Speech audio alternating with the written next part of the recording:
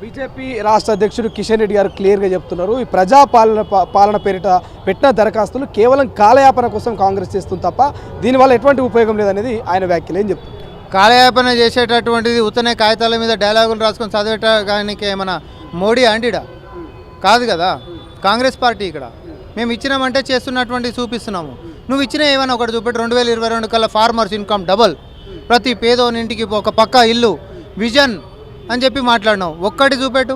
ఇవన్నీ జరిసే పక్కకి బీజేపీ కేంద్ర మంత్రి అయినటువంటి కిషన్ రెడ్డి గారికి నా యొక్క సూటి ప్రశ్న, కాంగ్రెస్ పార్టీ ఇచ్చినటువంటి హామీల గురించి మాట్లాడేదానికంటే ముంగట 10 సంవత్సరాల కంటే ముంగట తెలంగాణ విభజన చట్టంలో ఈ రాష్ట్రానికి రావాల్సినటువంటి హక్కుల గురించి జవాబు చెప్పు బిడ్డ. ఫస్ట్ ఇది తెలంగాణ జాతి అడుగుతుంది.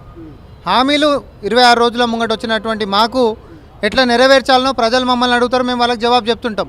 అదే ప్రజలు 10 సంవత్సరాల నుంచి మరి మిమ్మల్ని కూడా తెలంగాణ విభజన చట్టంలో రాష్ట్రానికి రావాల్సినటువంటి హక్కుల సంగతి ఏంది అని చెప్పి అని అంటే దొంగ లెక్క గలీలలో పడి పారిపోయేటటువంటి మీరు ఈరోజు వచ్చి కాంగ్రెస్ పార్టీని లెక్కలు లేవా ఇంకోటి లేవా అని అంటే అన్నీ బాగానే ఉన్నాయి కాబట్టే మాకాడి మమ్మల్ని అధికారంలోకి రప్పించరు.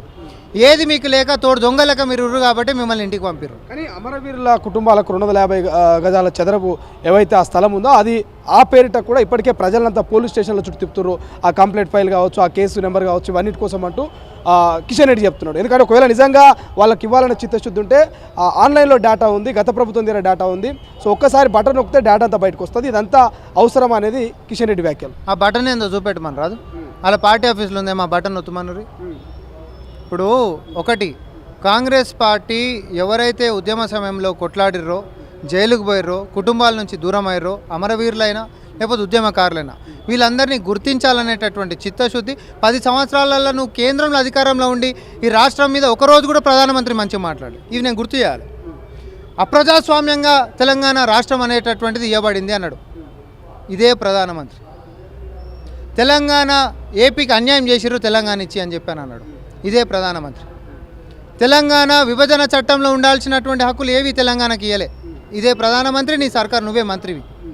ఆఖరికి హైదరాబాద్కి వరదలు వస్తే కనీసం కాపాడుతా బండి పోతే బండి లేకపోతే ఇంకోటి పోతే ఇంకోటి అని చెప్పినటువంటి మీరు ఆదుకున్నటువంటి పరిస్థితులు లేరు.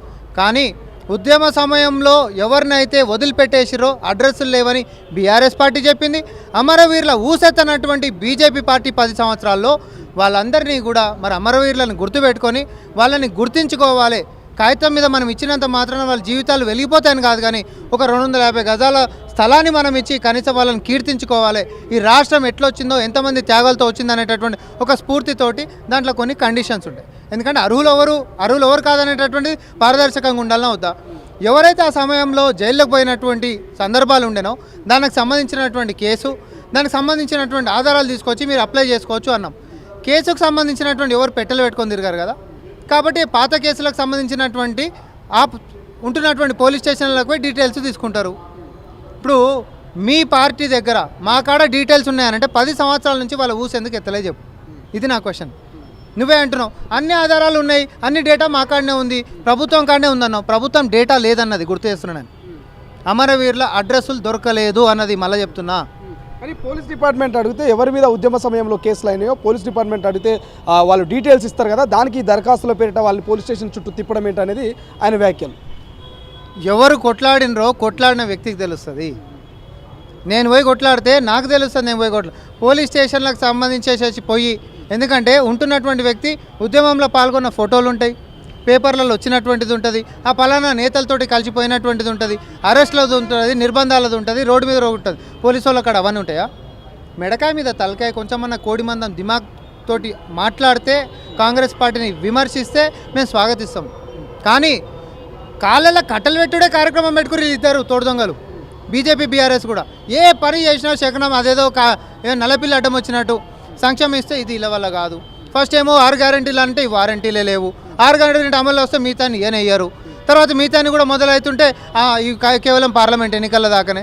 అరే దరిద్రం, ఒక రోజన్నా మంచి పని మంచి గురించి మాట్లాడుండ్రి, ప్రజలకు మంచి చేస్తుంటే స్వాగతించుండ్రి. ఆ నోట్ల కనీసం స్వాగతిస్తున్నాం ఒక పదం అనండి. మీ బతుకులకు 10 ఏళ్ల సంధి తెలంగాణకు చేసిందేం లేదు, చేసిందేమని ఉందా? భద్రాచలం రాముల గుడి దాకా మీరు ఏది చేయలే, పేరుకు మాత్రమే రాముని పేరు వాడుతున్నారు. భద్రాచలంలో రాముల వారి గుడికి ఏమైనా చేసిండ్రా? చేసినటువంటి పరిస్థితి ఉందా?